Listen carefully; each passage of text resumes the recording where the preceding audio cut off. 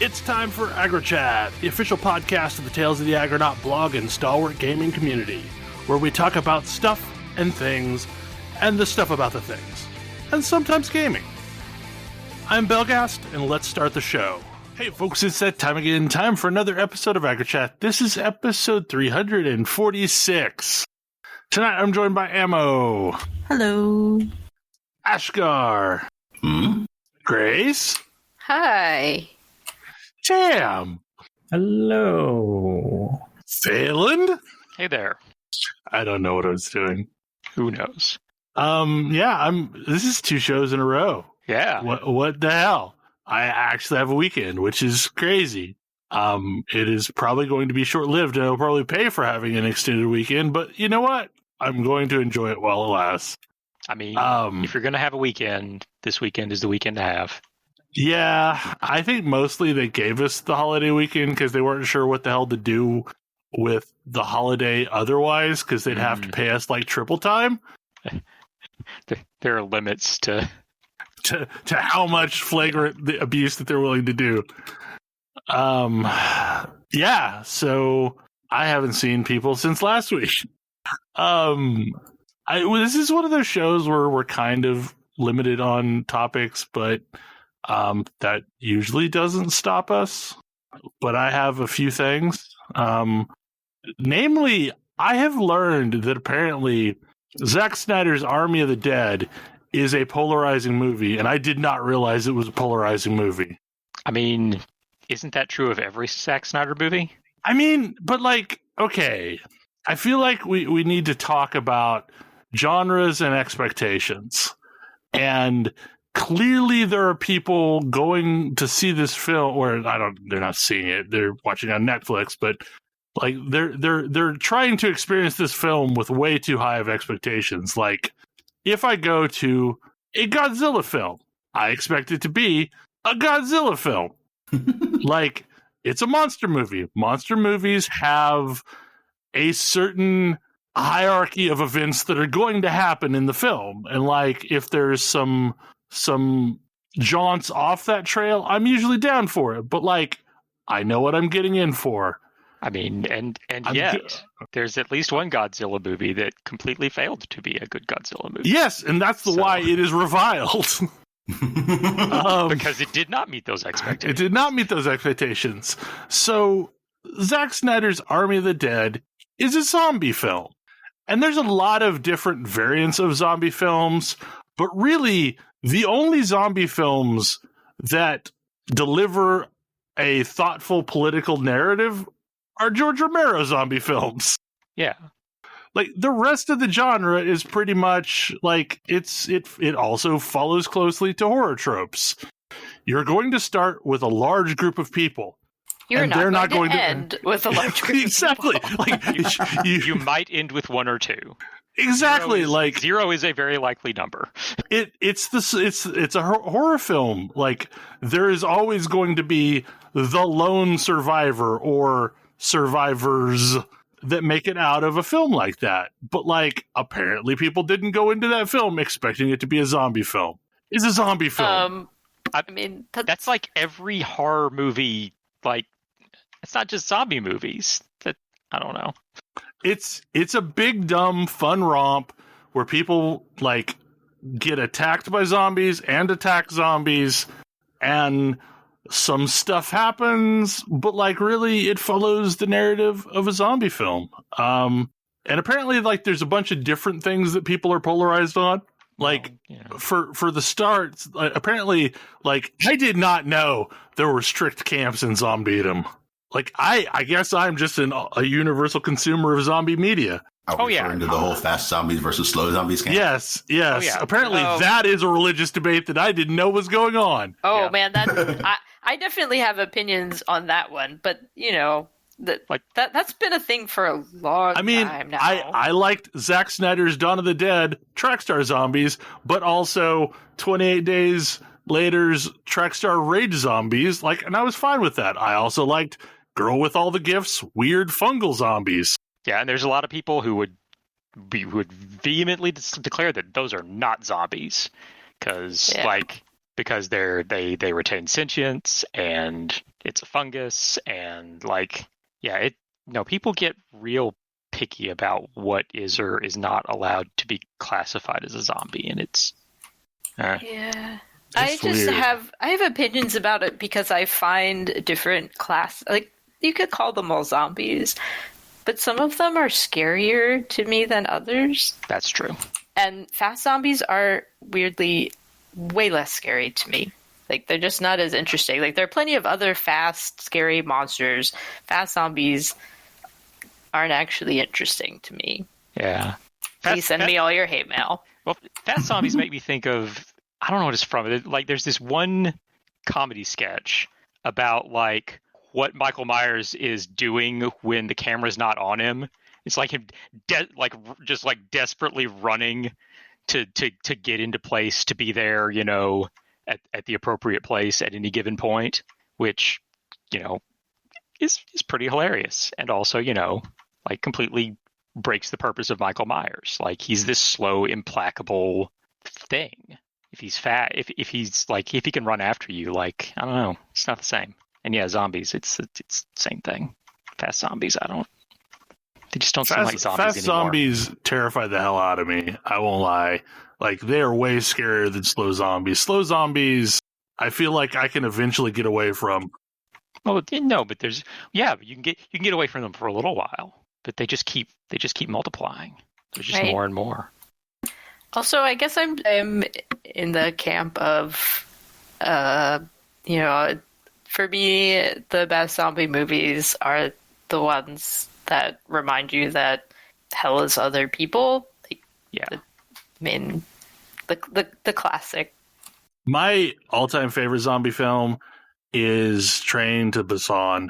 That is like the best one to me, and it is they're not super fast zombies, but they're not slow zombies either. As someone who is barely a connoisseur of horror films, in fact, I generally tend to avoid them. My favorite zombie movie is Zombieland. I absolutely love Zombieland, and I'm in the same boat. I don't really like horror movies in general. Like that and Shaun of the Dead are pretty fantastic. Yes, agree 100%. But anyway, yeah, so what was hilarious is my timeline was full of people the other day when it came out saying, oh yeah, that was a fun romp of a movie. And others oh, this is the worst thing that's ever happened this year. And I feel like it's probably somewhere between the two. It's not really that big of a deal. It was just kind of a big dumb movie. I can't even remember the last movie I've seen. The last movie I saw is probably Endgame. Yeah. In theaters, anyway. I definitely couldn't tell you what the last movie I saw in theaters was. I didn't see Endgame until it was streaming. I don't know what the last movie I saw in a theater was. And the last movie I saw in a theater was the last Star Wars. Yeah. Yeah, I think so. For me too. Sadly. Yeah. Again, please send me all your hate mail. Oh, no, well, no, I actually haven't seen that Star Wars. I was thinking the last Star Wars that I saw, so the good one. It's been a long time since I went to a movie theater. It's real weird to drive past a movie theater right now and see two movie posters repeated over and over and over. Yeah, the giant dozens of screens megaplexes are probably having some problems. It reminds me that the most realistic zombie movie that I've ever seen was that time last year where I was driving around the DC Beltway during rush hour and I was the only car. Wow. That was surreal. The couple times I went downtown during the worst of it was just I'm the only one here. So another topic that I've had kind of on the list for a couple weeks is that I am not in Diablo Immortal's beta test, and I'm kind of sad about that because I like having phone games to play while falling asleep at night. So that led me to venture out and try a bunch of different Diablo-like games. And there's some shockingly decent ones out there. One in particular is called Raziel, and it is from some Chinese developer that I've never heard of before this. But also, they don't seem to be terribly microtransaction hungry. You can just kind of play the game, and it's pretty, and it runs relatively well. You don't have a whole lot of option of classes, but I have been playing their equivalent of a barbarian, and it's pretty good. Like it is paced for bedtime gaming because all of the missions are super short, and you can run through one real quick and move on with your life. And I've not really seen any reason to buy any of the microtransactions yet. Wait, is this the one you were showing me? Yeah, this is the one with the weird ass, like, I don't even know what to say. It was like basically a Sherlock Holmes schoolboy kind of costume. Barbarian, yeah. And instead of axes, it had like 2 giant magnifying glasses for some reason. Yeah, that was amazing. Like that's what you buy really with money is their costumes. Okay. But like there's a very limited number of costumes that are available at any given time, but also you can kind of find stuff out in the world too. So yeah, like it seems perfectly reasonable to play it without like caring about the monetization. So I've been playing that a bit. Also, if you are in the other camp of not thinking that Diablo 3 is the best of the Diablos, and instead, have some nostalgia for Diablo 2, there is a game for you as well. And it is called Anima, and it is basically Diablo 2 in phone form. I mean, it feels Diablo just like playing 2 Diablo 2. In foam form. Phone form. Oh, phone form.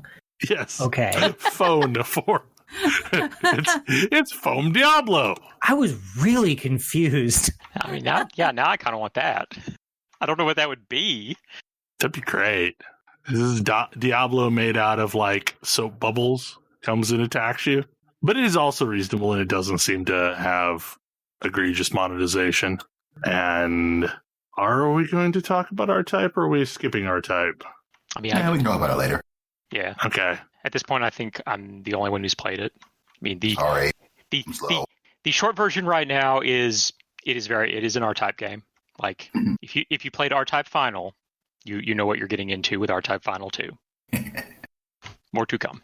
I think the only thing I've really been playing a significant amount of this week is Mass Effect 2, and I am in the phase of the game where I'm trying to wrap all the things up because I am about to go on the mission that is basically the point of no return. Mm-hmm. That's a great game. The second one is so much better than the first one. I still like. Okay, I just gotta say though, I am still like I like Jennifer Hale's Shepard as a character, but I do not like the options that you have as for romance with that character. You have the only one that matters as that character. And which one is that? Garrus. I was going to say something calibrations. I mean, Garrus is a cool bud, but like I do not want to romance Garrus. You got to get yourself calibrated, Bill. I mean, seriously. I mean, you're missing out. I'm just saying. Yeah, I don't know. I mean, I feel like Tally and Jack are where it's at, and neither of those are options. But I mean, I am enjoying myself. It is a much more competent Shepard. I will say, romancing Garrus gets you the second best dialogue for Mordin in Mass Effect 2. Okay, I romanced Liara in the first, and I know what it's like if you've stayed true to Liara, and it's a good ending. So that's probably what I'm going to do, and just not get Paramour 2. There's a version of it you can get if you do Shadow Broker. Oh yeah, I've already got that. Okay. I've already done Shadow Broker. Shadow Broker's the best DLC. DLC. It kind of is, yeah. Like Mass 2 and 3 have incredible DLC, and like part of why like, Legendary Edition is so exciting to me is because you get like really good DLC that was very easy to miss if you didn't go after it originally.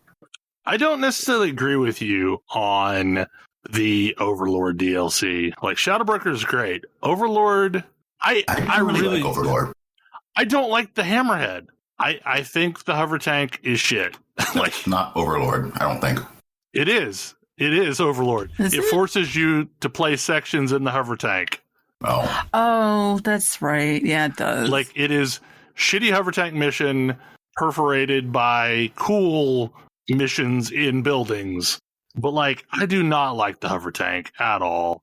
I think somebody on the team tried desperately to make it a thing and then finally was shoved off and told, okay, it can be DLC. I'd rather like the Hammerhead more than the stupid Mako. I don't like either. It's hard to be worse than the Mako. The Mako didn't ask you to go through like jumping puzzles. It Not just intentionally. It just steered horribly. Like I guess I should clarify. I don't think every DLC in Mass 2 and 3 are incredible, but I do think that there are incredible ones in both games. Yeah. I mean, Arrival is really good.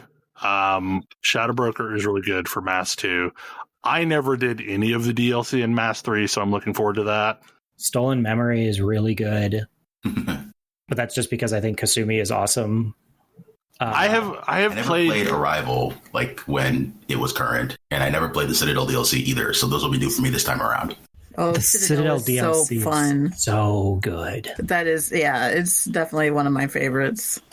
I've been playing a lot more with Kasumi than normal. So she's great. She is universally great. She's, for being an assassin, she's like the happiest character ever. And there's zero chance of any negative interaction with another character. So she's like the best additional character to bring on things. Yeah, she's great. I've been spending a lot of time with Garrus and Kasumi. Also, I think Kasumi would object to you referring to her as an assassin. It's true. I mean, she's a master thief that sometimes kills people, going dark, and then next thing you hear is something exploding. I mean, that's kind of assassin-y. Maybe she just stole something so good that the guy's head exploded. Okay, so we're gonna dig into this, and I don't know where it's going. This topic's been on the list forever. Limits of accessibility, and I don't even know who put it on there. I'm guessing a TAM topic. It's probably been on the list for years. Maybe.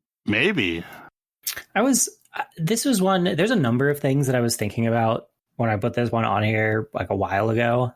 But like, I don't know, I beat the drum on accessibility like constantly, as everyone here and anybody who's listening to the show for any length of time probably knows.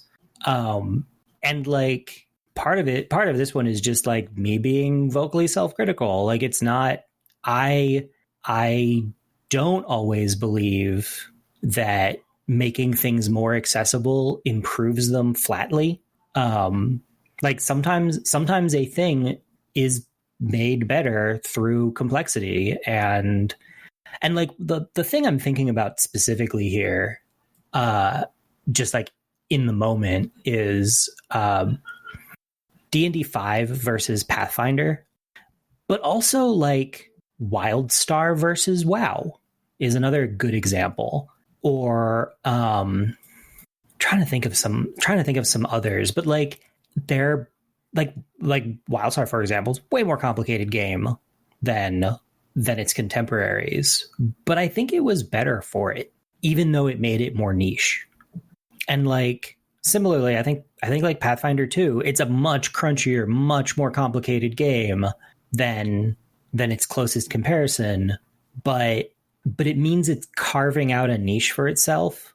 And like I play really complicated strategy games, and yeah, those are, you know, overwhelming in their systems, but I don't think they'd work as well without all of those interlocking systems. Like Crusader Kings 3 is Crusader Kings 3 is a game that I think would be boring if you fully understood every system. Oh, absolutely. Like it just wouldn't be interesting because you'd just win. All you would do is win, and there would be no challenge, no unexpected anything. That's the complexity is what makes that game, and it's forgiving broadly. I mean, outside of the one weird thing where we tried where, whoops, somebody randomly died and was out of the game because they didn't have any errors. But I don't know, like sometimes there's stuff that like I do like the additional complexity.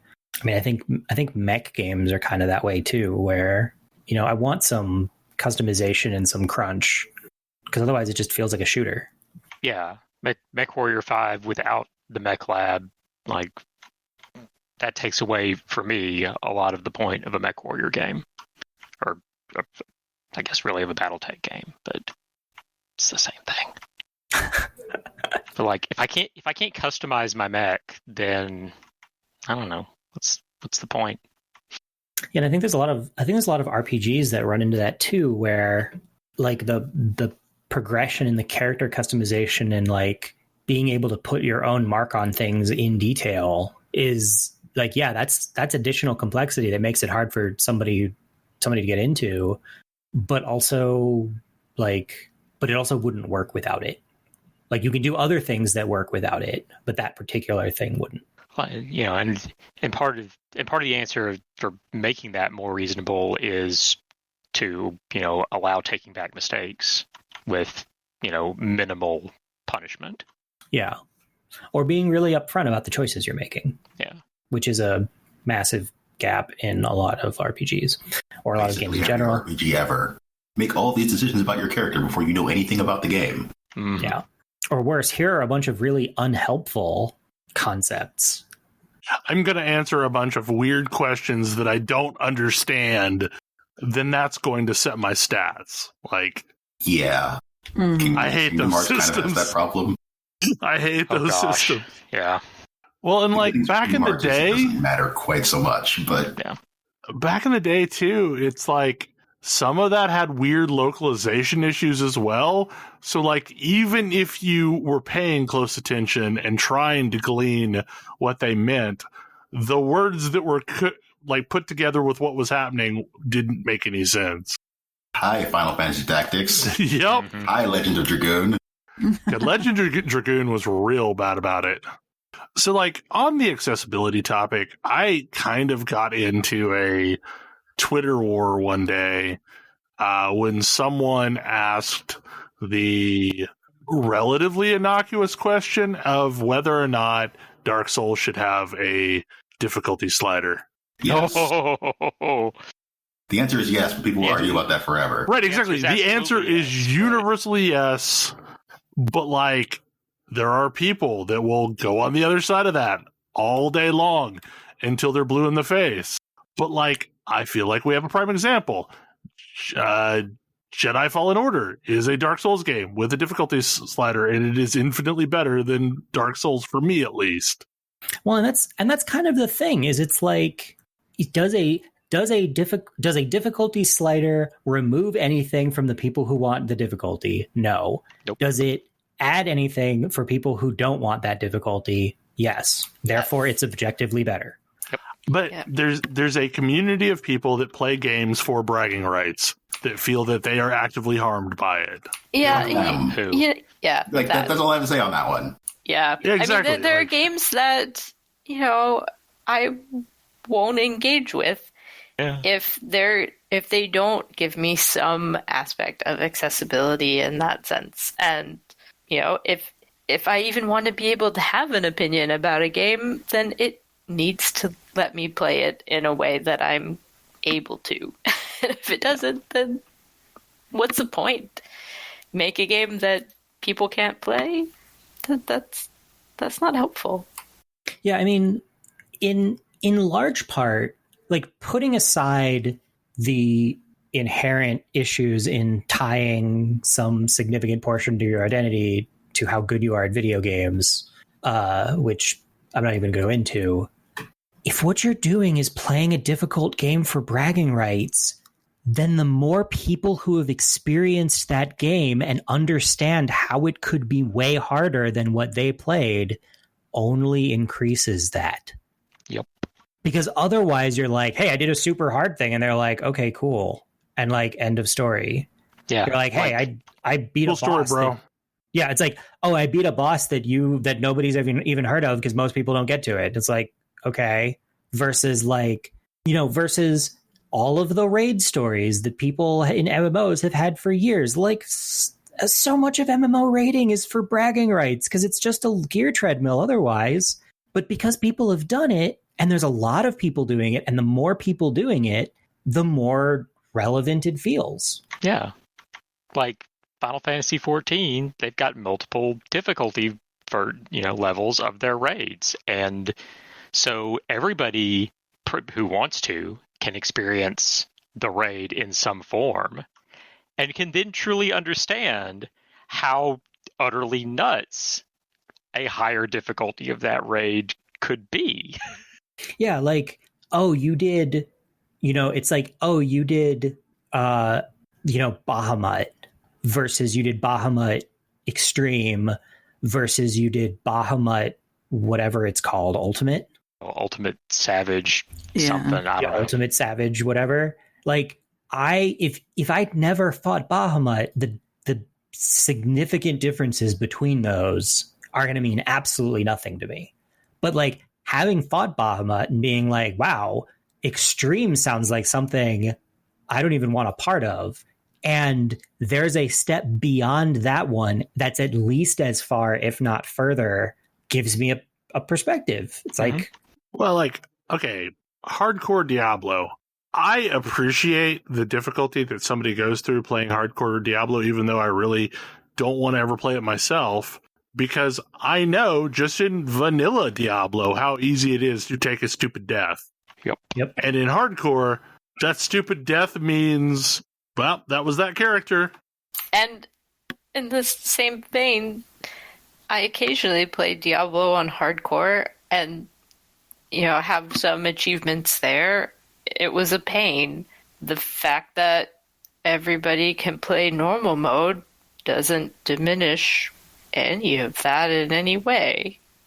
Yeah, it's just as meaningful, if not more so, because you actively chose to play it on the harder level.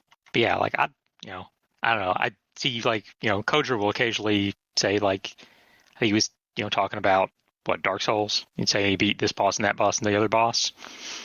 I have no idea what any of that means. I'll probably never know what any of that means. If there was a difficulty slider, maybe I would. Yeah, exactly. Yeah. I'd be willing to stick around longer if there was a difficulty slider. Yeah, because the problem is without the difficulty slider, it means, okay, now I have to commit to getting good to this at this game rather than just enjoying something else. And like all the other something else's are just easier for me to mess with. Yeah, there are way too many games for me to spend that much time committing to getting good at one just because it decided it wanted to be extra punishing. Yeah, well, and like, I mean, I go into a lot. Oh, say again. Sorry, I like Hollow Knight a lot. I don't think it would be a worse game with difficulty settings. Yeah, I love that game, but I never actually completed it in any way that you could define that, any of the ways that you could define that. And it makes me sad. But, if I could have adjusted the difficulty, I would have devoured every ounce of that game. Yeah, I mean, and on the opposite end of that, I hop into games like Thief and Dishonored and crank everything to the max, and I love playing it that way.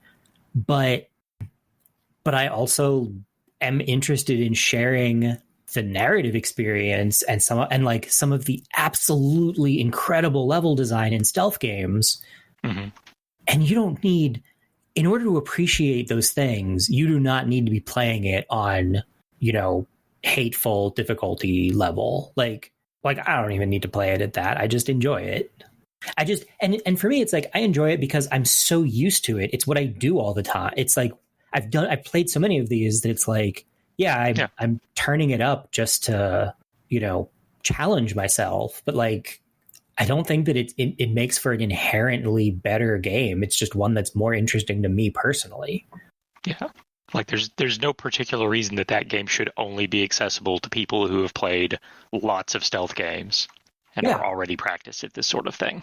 Yeah, like I don't if I don't want to talk about, I don't want somebody to have to play through 17 preceding stealth games and build up the skill level so that I can talk with them about the absolutely stunning Clockwork Mansion in Dishonored 2, which is like one of the finest levels I've ever seen anywhere. And like nobody else has seen it because nobody else plays stealth.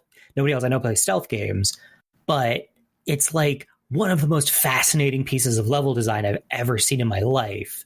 And you definitely don't need to be playing that game on hard to see what that's about. Well, like Mass Effect 1 and 2 and probably 3, in the new Legendary version, they have added a more casual mode to play. Like the easy mode is easier than it was previously. And there were a lot of people that even on the previous, lower difficulty modes struggled a bit with Mass Effect, which was sad because like it's a good narrative game. Like it should be able to be played as just a good narrative experience. And like that is going to like I have seen lots of Twitter folks talking about how happy they are about that. But like I don't know, like the thing that I keep seeing as the fight against should these things have a difficulty mode is the vision of the person that built the game shouldn't need to constrain to different difficulty modes. And I think that's hollow as hell. Also, like, let me be clear. The vision of the people playing the game, making the game, you say. Yeah. Yeah. Let me dispel that one from anybody still hanging on to that one. There is no one person's vision for a game. Like, there's a lot of people that work on games and they all have different visions. They're all coming together in one thing. And that's why games have so many different ways to experience them. I mean, a huge flaw in a lot of games that are made by small teams is that there's only really one way to play them because they lack the diversity of thought necessary to account for how somebody else might play them. There's, Steam is littered with people's first try games in this regard.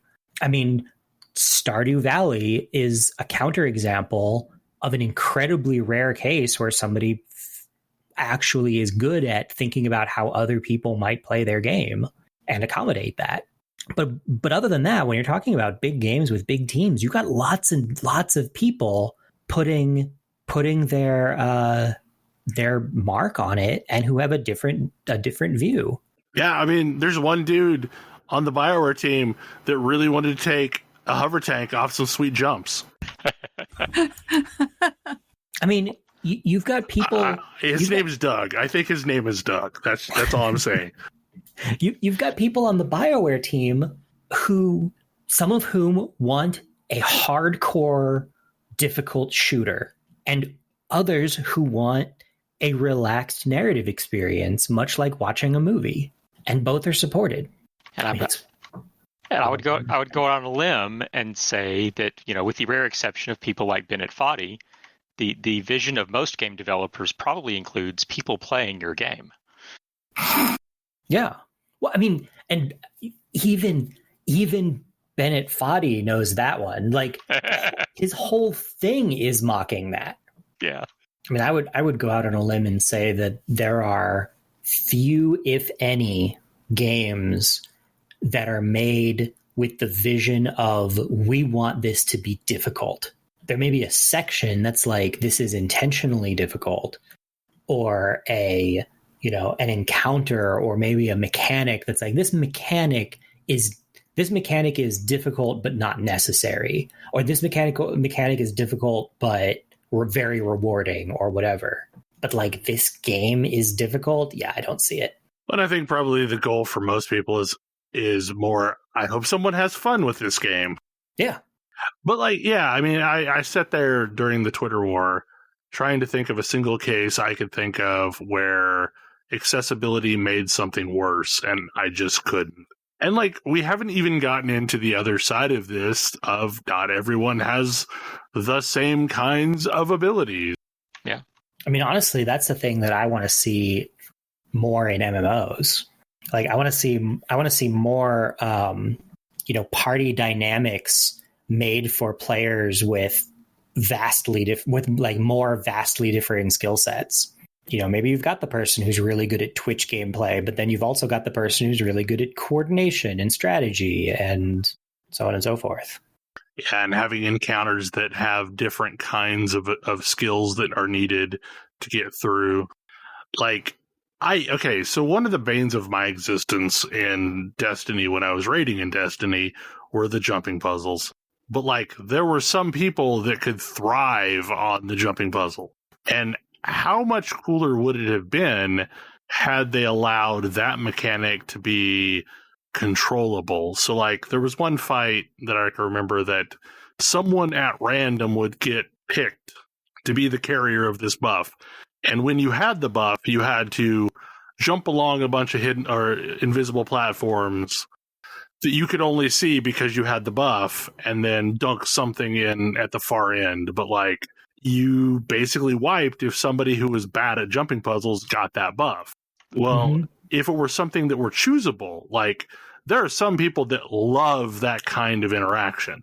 And like, that person can be the runner every single time, and they're happy to do it. Like, it feels like meaningful engagement to them. Mm-hmm. It would be so much better if you could have an encounter that like let people be different kinds of roles in it. So you could have one person that's basically like disarming traps and running across the high ground, while, you know, the tanky person is leading the forces down through the valley.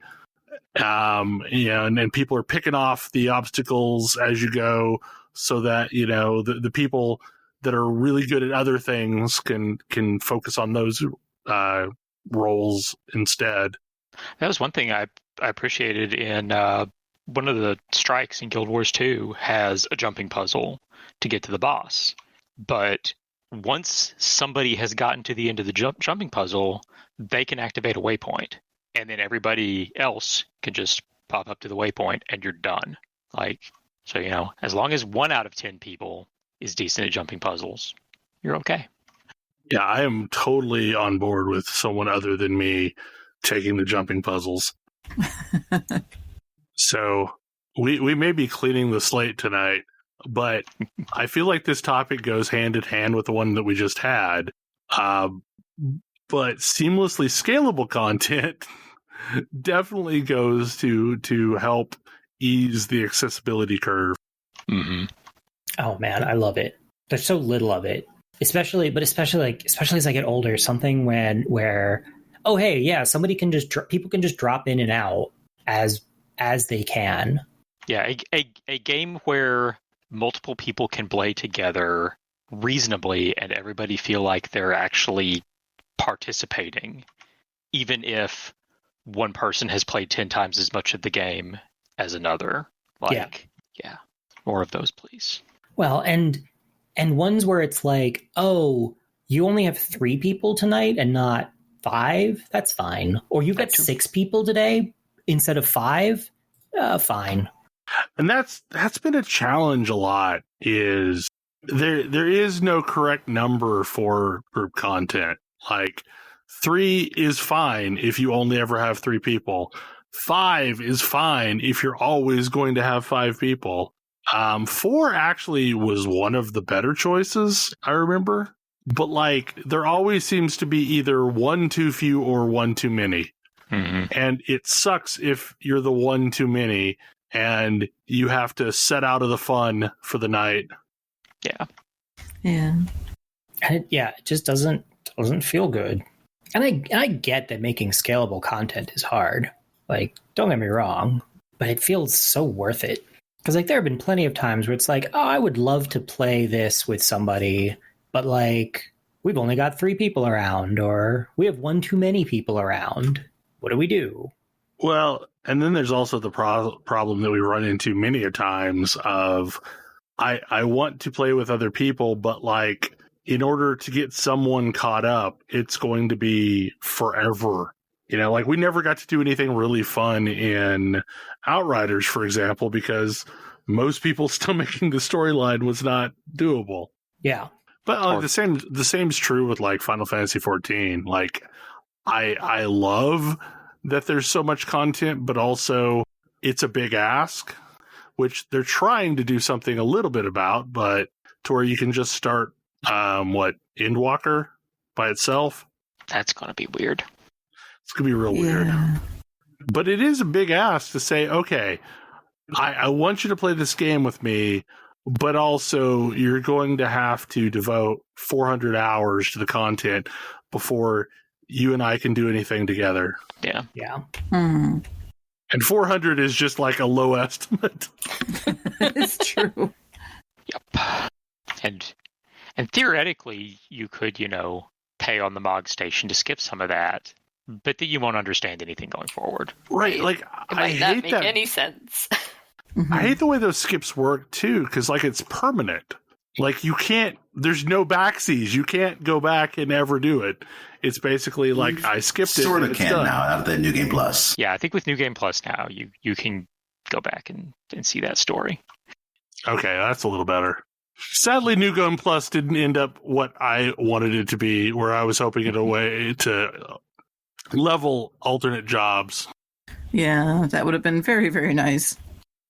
The other, like, to add to all of these things, like, the other crusade that I have had for a while now is cross-save, cross-play. Like, I hate that that's not more common in games. Yeah. Yep.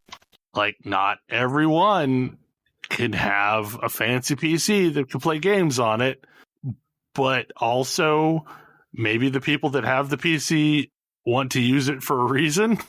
So it just sucks that, like, in a lot of cases, you have to decide on a platform and hope everybody's playing on the same platform. And the few cases where it works, it's great. But it is far too infrequent. Well, and for me, it's not just cross play. I want cross save as well. Yeah. Like, I will buy a game on multiple platforms, but I don't want to have to run the same character up twice, especially if it's a multiplayer game. I have no idea if Biomutant has any crossplay or, like, any multiplayer to it. I have not figured out a way. I'm pretty sure it's entirely single player game. Okay, so I care significantly less about crossplay on that one then.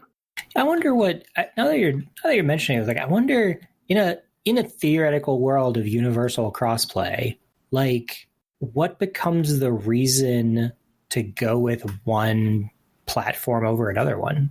I mean, partially it's exclusives, but also partially it's just personal preference. I mean, there's a lot of, I don't own all of the consoles. I want to play this on a console. Yeah. In my living room on the big TV.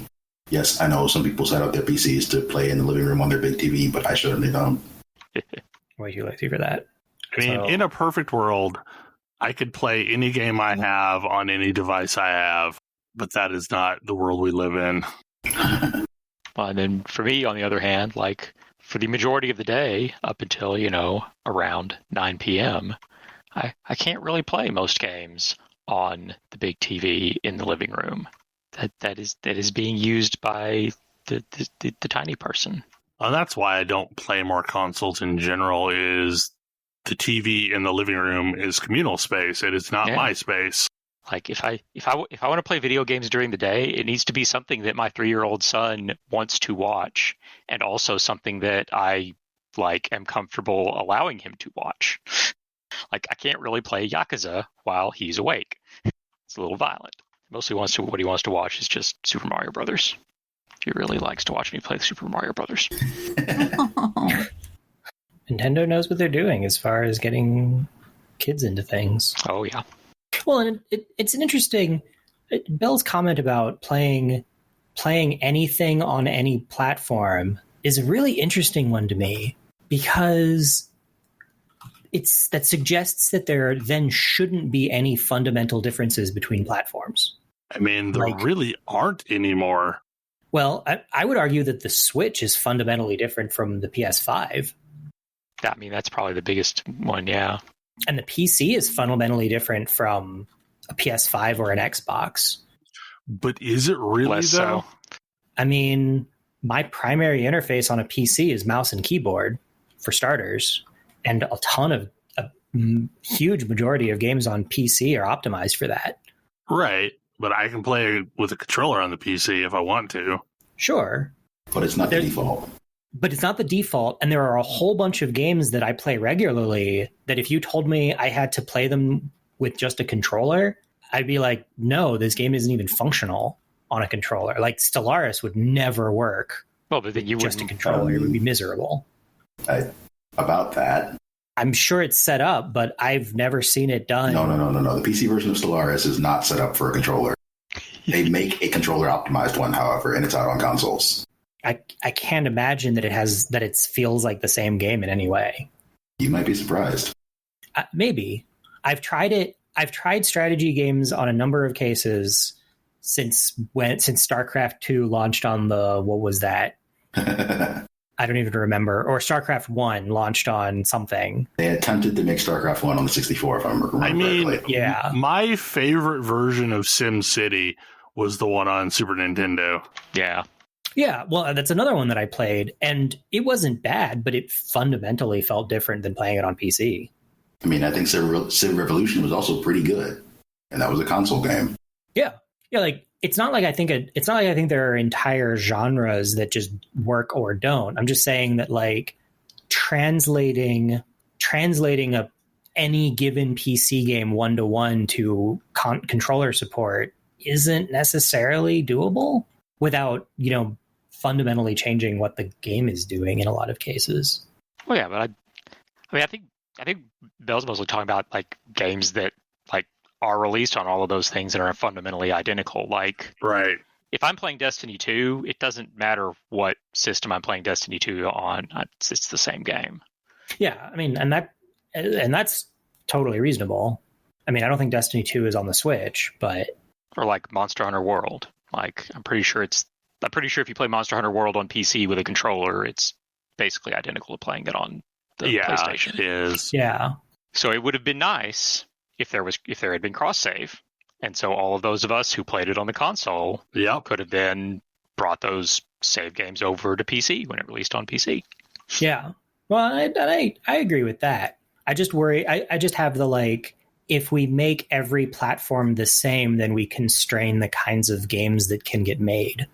No. I'm perfectly, because if they're identical, then what's the point of there being different platforms? Yeah, and I mean, there's just going to be some games that like you just can't reasonably port to a console from PC without entirely changing the game, and at that point, it's basically a different game. That's fine. That's not what I'm even talking about. I'm talking about all the games that are effectively the same game. Yeah, no, if it's like, hey, we launched this on, PS5 and Xbox and PC with controller support and Switch, then yeah, whatever. Cross all of that. Yeah. I just, or like, I'd like to be able to get Hades on the Switch and just keep playing the saved game that I already have on PC. You can do that. You can? Okay, good. Oh, is that functional now? I think so. It is. Yeah, it is. I have done that. I knew that it wasn't for a while. I'll go ahead and pick up Hades on Switch. It wasn't at launch, but it came in pretty quickly. I knew it wasn't at launch, and then I was like, I'll pick this up again. I'll take a look at this again once they have it, and then I forgot to check. But like, there's plenty of stuff like that now that everything's cloud save and on the internet anyway. Like, it would be cool if for whatever the next Elder Scrolls game is, Elder Scrolls 7, if I could have the same character, the same save between PC and whatever console I might pick it up on, because something mods. Yeah. Anyway, it's probably going to be Xbox exclusive anyway. Yeah, at least for a little while. Exclusives are only temporary these days, so like, you know, I mean, I don't really, I'm a weirdo. I don't really use most mods in those games mostly. Like, but I do like to be able to have access to the console so that I can fix things when one of those games inevitably breaks, because they're incredibly complicated and weird things happen. But, you know, it'd be nice if I could maybe mostly play on the console, and then if I had the need to, you play on a console system, and then if I have the need to open up the console, to be able to open that save on a PC and do that. There's a lot of situations where I would plant my consoles in different places if that were the case, to where I could just continue playing the game that I was playing in my office in a different room. Yeah. And sure, I changed how I'm controlling it, but like, that's an acceptable switch to let me, you know, vary what I'm doing. Yeah, when my fiance and I were playing our way through Haven, we would play sometimes in bed, streaming from the PS5 to the PS4. It worked really well. Like, if it would not cause a lot of problems, I would absolutely jailbreak my Switch just so I could run Moonlight on it and stream PC games on my Switch. Yeah, but you're crazy, Bill. I mean, okay. So the Switch is the perfect handheld gaming system. Yeah. And if you could sit there and play PC games on it, that'd be freaking great. Like, I still hope that at some point Microsoft and Nintendo get to the point where xCloud is released for the Switch. Boy, if you had xCloud on the Switch, that would be a situation. I mean, it was in talks according to the Apple court case proceedings info dumps. I mean, that would be a big win for Microsoft, I think. And it'd be a big win for the Switch, too, because there's a ton of games that would just instantly be on the platform. Like Destiny. You could play Destiny on a Switch without weird hackery. Anyone have any other topics? Anything interesting happen this week? Not really. Moving sucks. Nope. The creator of Tangled Deep is making Tetris the RPG, and it's gone Kickstarter. So that's kind of interesting. Because mostly when you get these puzzle RPGs, they're some variation of Bejeweled. Yeah. This one is a variation of Tetris, complete with turn-based mode for people who don't like, you know, time pressure. Weird. So yeah, Flowstone Saga looks really cool. The Horizon game for PS5 looks pretty nice. Yeah, we did get a gameplay trailer thingy. Yeah. It would be cool if, you know, the PS5 was a thing that existed. Yeah. Yes. I would love if it just, you know, I mean, came out on the PC at the same time as the PS5, but that ain't gonna happen. No. More Mystery Science Theater is on the way. Yay! Ooh, yay. We know one of the movie. We know a couple of the movies. I think 3 of them were announced. The most important being Gamera versus Chikra. Wait, what? Or Chikra, yes. Which I think means that there's only one Gamera movie left from the Showa movies that they haven't done. I'm a little sad that they're doing a Gamera movie, only because I have so much love in my heart for those, like, unadulterated, that it's hard for me to watch them getting, you know, roasted. But yeah, I can see that. I'm still enthusiastic in general. Yeah. Also, they raised enough money that Joel will be riffing 2 of the movies. Yeah, I'm super excited about that. That's so cool. I didn't know that. That's exciting. Like, and also J. Elvis Weinstein and Bill Corbett are both showing up at least a little on the show. So I can't imagine this will happen, but it's theoretically possible that Joel could riff alongside the original voice of Tom Servo and one of the older Crow voices. Oh man, that would be wild. It would. I'm hoping at some point I can start doing riff tracks in person again. Yeah, hopefully they'll send the Kickstarter survey out at some point, and they'll have more information about when, because there's going to be a RiftTrax event via the system that they're setting up for the new MST3K as well, that I'm looking forward to. I'm kind of amazed at it's really cool how much movie riffing is available these days. Like how many groups are doing it simultaneously and all and there's room for them all. Because I think at this point, basically everybody who has been involved in Mystery Science Theater at all, apart from Jim Mallon, is doing a movie riffing thing. This may literally be a short show. Like we always say, we don't have any topics, and then it goes on forever. But it seems like we are running out of the topics. I think we did our show that went all over the place and off into weird tangents last time. So we kind of did. We're short on tangents for this time. We'll try our best to stock up on tangents when we go to the store. I knew I forgot to put something on the list. Just follow the sign. But what if I like parallel lines better? And on that note, I guess we will see you next week. Hopefully you enjoyed the show. Good night. Good night. Good night. Good night. Good night. I see you.